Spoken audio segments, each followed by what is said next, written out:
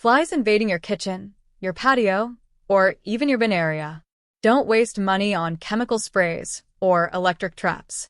In this video, I'll show you how to make a powerful fly trap with just an old plastic bottle and 2 kitchen ingredients, and it starts working in hours. Let's go.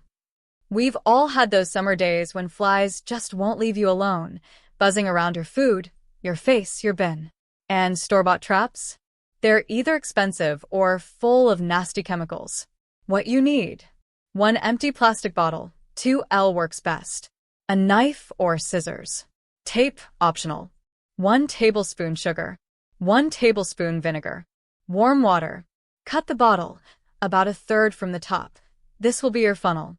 Make the bait. Mix warm water, sugar, and vinegar. Stir until dissolved. Assemble. Pour the mixture into the bottom part of the bottle. Invert the top part, like a funnel, and place it inside the bottom half. Seal with tape if needed to keep it snug.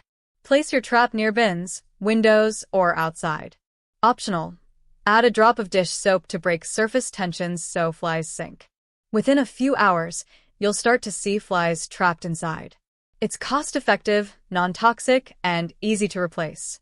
You can even make a few to place in different rooms or outdoor areas. Now you've got a simple trap that works fast, using what you already have.